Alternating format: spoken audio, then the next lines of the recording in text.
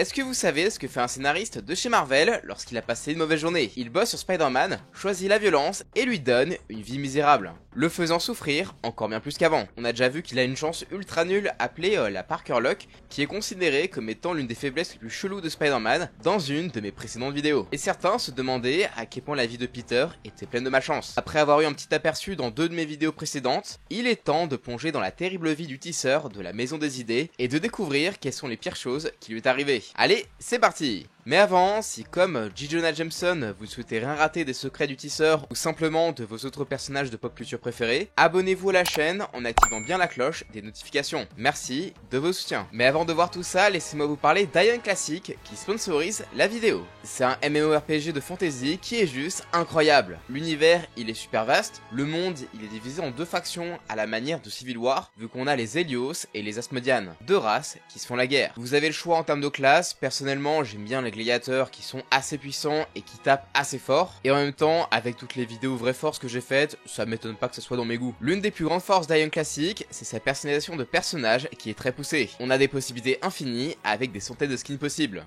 Après, même si vous êtes ultra chaud à la bagarre, je pense que vous aurez besoin d'aide. Spider-Man a les Avengers et le Spider-Verse. Et vous avez les guildes pour travailler en équipe. Vous pouvez soit les créer ou les rejoindre. Et c'est très utile pour les sièges de forteresse ou les raids, vu que les boss sont très sympas, mais super forts. N'oubliez pas qu'Ion Classic est un MMORPG, c'est le genre de jeu où vous rencontrez des gens du monde entier pour vivre des aventures. Mais si vous souhaitez vous frotter à d'autres joueurs, vous pouvez le faire avec les Dreadgeons, qui est un mode de jeu qui mixe le PVP et le PVE pendant 40 minutes, où vous devez tuer le capitaine adverse. C'est vraiment un mode de jeu ultra fun. Si ça vous chauffe, vous pouvez télécharger le jeu grâce au lien dans la description, et grâce à mon code créateur ALCORDAIVA, vous aurez accès à des cadeaux. Et pour tous les nouveaux joueurs jusqu'au 3 janvier, il y aura 7 jours d'abonnement offerts, un compagnon et un costume.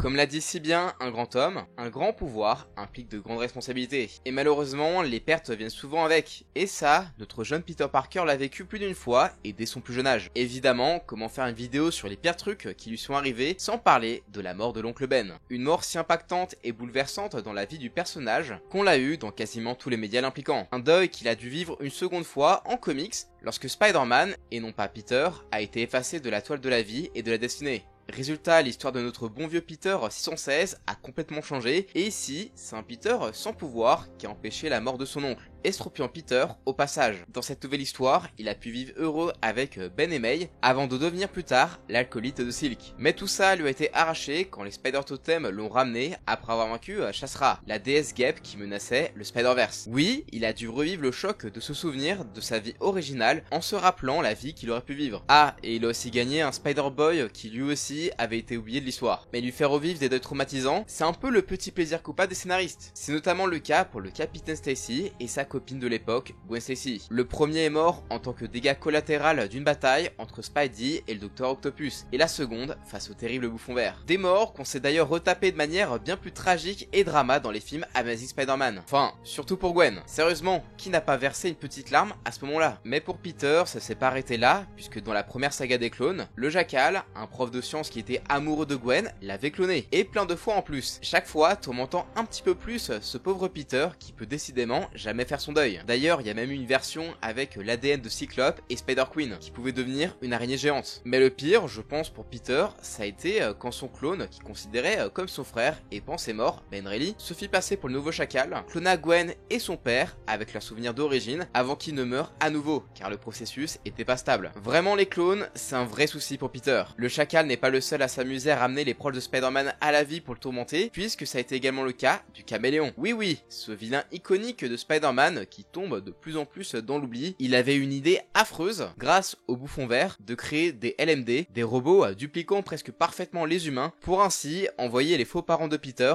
infiltrer sa vie. Résultat, le pauvre Peter était trop content de découvrir que ses parents, ils étaient vivants, et qu'ils avaient en fait été retenus en captivité à l'étranger pendant toutes ces années. Tout ça pour qu'il finisse par découvrir presque trop tard la supercherie, et qu'il doit affronter lui-même les robots qui avaient le visage de ses parents, jusqu'à ce que sa fausse mère tue le père et ne se fasse tuer. Ouais, c'est très cruel et c'est une supercherie qui aura quand même duré de 92 à début 94. Et à cette même période du retour de ses vrais faux parents, Peter a dû affronter un autre deuil terrible, celui de son meilleur ami Harry Osborn. Un peu comme dans le Spider-Man du Raimiverse, Harry avait fini par apprendre que Spider-Man et Peter étaient la seule et même personne, et forcément ça l'a fait péter un plomb à cause de la mort de son père et il a viré bouffon vert. Mais avec un sérum plus instable qui a fini par le rendre fou, en plus de finalement lui coûter la vie en tentant de tuer son meilleur ami. Puis il a essayé de le sauver. Ouais, vraiment les années 90, elles ont vraiment pas été très cool pour Peter. Le pire, je pense que c'est vraiment en 95-96, en pleine saga des clones, une saga pleine de bouleversements à cause de génies du mal comme le chacal et le bouffon vert, où comme vous le savez, grâce à cette vidéo, Osborn a fait croire à la mort de Tante May grâce à une actrice à l'ADN modifié pendant qu'il gardait la vraie captive, et en plus, il a aussi enlevé et tué l'autre May Parker, la fille de Peter et d'MJ. En vrai, tout ce bordel était purement éditorial, puisque de base, Tante May devait être bel et bien morte, et c'était le bébé également appelé May que Peter devait retrouver kidnappé par Osborn. Mais il faut croire que les éditeurs n'aiment pas voir Peter grandir et évoluer.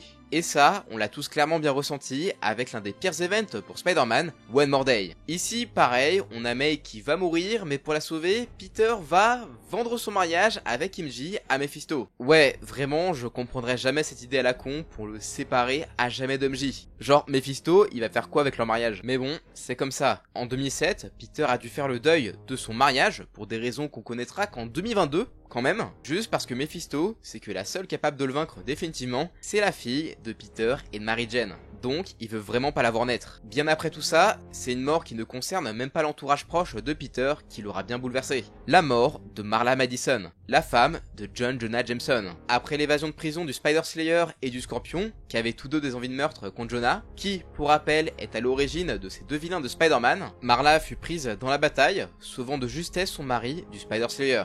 Une mort qui traumatisa autant Jonah, qui se sentait terriblement coupable, que Spidey, qui n'avait pas réussi à la sauver, lui faisant déclarer qu'à partir de maintenant, plus personne ne meurt. Ce qui le poussera à s'épuiser à la tâche pour éviter le moindre risque de dégâts collatéraux.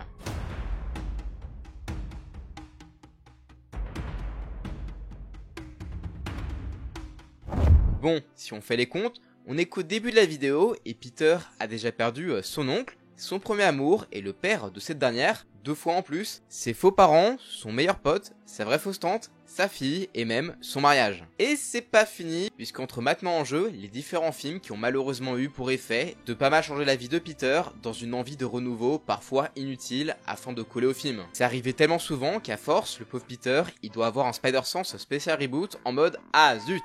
C'est reparti mon kiki. La première fois a été en 2005, suite au succès des films Spider-Man 1 et 2 de Sam Raimi. Pour rappel, dedans on y découvrait pour la première fois un Spidey avec des toiles organiques à la place de ses lance-toiles habituelles.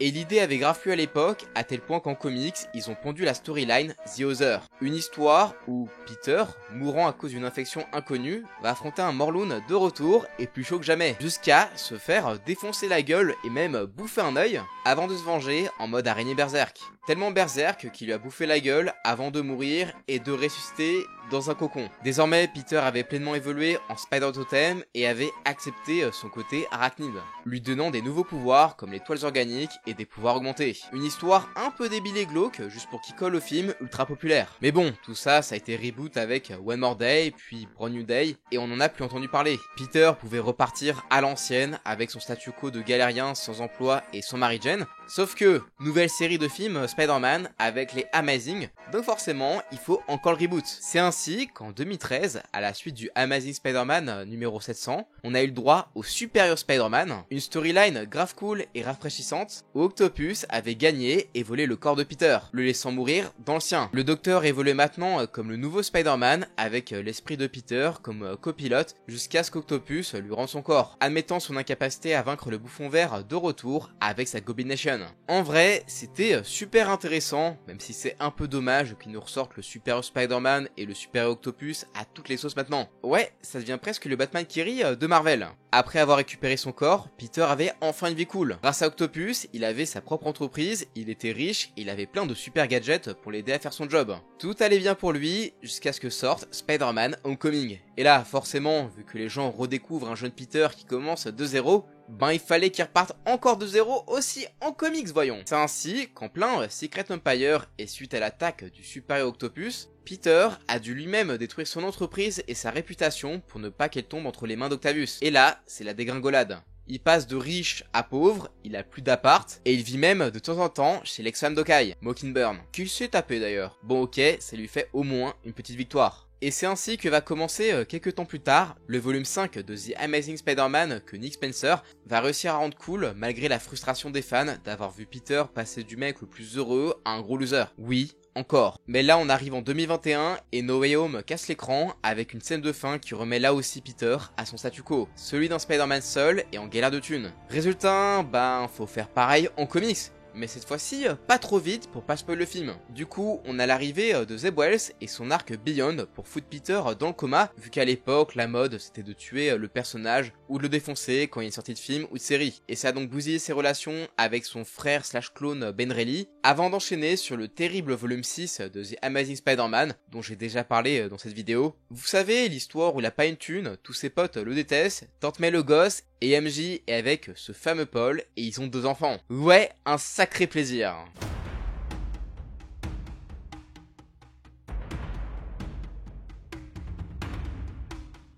Bon, on va pas trop retirer sur l'ambulance de Zeb Wells et à quel point ce run, il est probablement le plus nul de tout Spider-Man. Non, vraiment, c'est affreux. Quand je lis, je me fais du mal. Non, là, on va parler d'autres runs qui, eux aussi, ont bien détruit la vie de notre Peter Parker. Pour le meilleur, et surtout, pour le pire. Le premier run à avoir vraiment traumatisé Peter, encore plus que le symbiote à l'époque, c'est bien la dernière chasse de Kraven. Dans cette histoire, Kraven, qui en avait marre de se faire péter le cul par Spidey, il a pété un câble et il a eu l'idée d'enterrer vivant notre tisseur préféré pour prendre sa place et prouver qu'il était meilleur. Résultat, Peter, après s'être fait casser la gueule par Kraven, a passé 2 semaines enterré vivant avant de sortir pour affronter Kraven. Kraven a gagné, et comme si ça ne suffisait pas, après le combat, Kraven se tire lui-même une balle. De quoi déjà bien troubler notre Spider-Man dès les années 80, vu que ça a duré entre octobre et août 87. Et pour le coup, ce comics, c'est un classique. Il est juste excellent, contrairement aux autres histoires dont je vais vous parler. Et quand on parle de run qui a bien niqué la vie de Spidey, les fans de comics pensent assez vite à la saga des clones. Cette saga, qui a quand même duré de 94 à 96, c'était vraiment des montagnes russes pour Peter, comme pour nous, les lecteurs. En plus de la mort de celle qu'on pensait tous être Tante May et de l'enlèvement du bébé de MJ et Peter,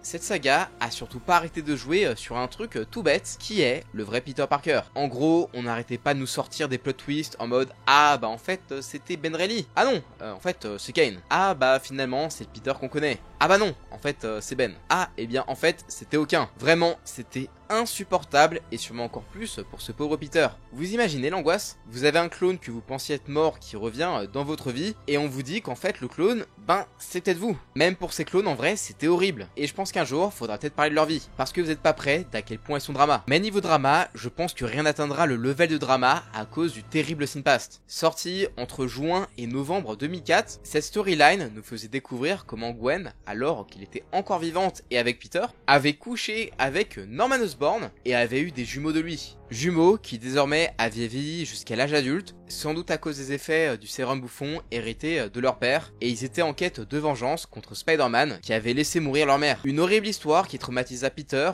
dont l'image de Gwen fut aussi souillée que notre esprit après avoir vu ces images. Ouais, heureusement que ça a été retcon. Mais bon, ce qui a encore plus souillé l'esprit de Spidey et de ses fans, c'est l'arrivée d'un vrai duo démoniaque, pire que Mephisto, le scénariste Zeb Wells et son personnage Paul. Paul, le seul mec d'une dimension parallèle qui a pu charo Mary Jane, pendant que Peter était coincé dans sa dimension d'origine. Juste assez de temps pour qu'il trouve 2 gosses portraits crachés de Mary Jane et de second Paul. Ouais, sympa le mec random qui nique une relation qui commençait tout juste à se reconstruire après plus de 10 ans de séparation éditoriale forcée. Mais si vous souhaitez en savoir plus, je parle de Paul dans les personnages les plus détestés de Marvel. Finalement, même si on se reconnaît tous en Spider-Man et qu'on a tous un jour rêvé d'être à sa place, franchement, quand on connaît sa vie, ça fait pas franchement envie. C'est aussi ce qui fait que Peter est sûrement l'un des meilleurs super super-héros. En plus de ces galères du quotidien d'une personne normale, c'est quand même l'un des héros qui a le plus souffert, et qui pourtant continue encore et toujours de se relever et de se battre avec son humour habituel. Personnellement, à sa place, ça aurait fait bien longtemps que j'aurais succombé à l'appel de sa tenue noire. Surtout que déjà là, ça fait beaucoup, mais on n'a pas parlé de ses versions ciné, jeux vidéo et cartoons, ni même d'autres événements plus complexes. Franchement, il y a encore largement de quoi faire une partie 2 si vous êtes chaud. Et vous, parmi toutes les saloperies qui lui sont arrivées, vous pensez que c'est quoi le pire? Personnellement, je suis pas père, mais je pense que le coup du bébé, c'était vraiment le truc le plus atroce. Et j'espère vraiment qu'il finira par avoir le happy end qu'il mérite avec Mary Jane, histoire que leur gosse mette sa race à cet enculé de Mephisto qui aura bien gâché la vie de ses parents. Comme d'habitude, si la vidéo vous a plu, je vous invite à exploser les pouces bleus, à partager la vidéo et à vous abonner en activant la cloche si c'est pas déjà fait. Et sur ce, moi je vous dis à la prochaine, ciao!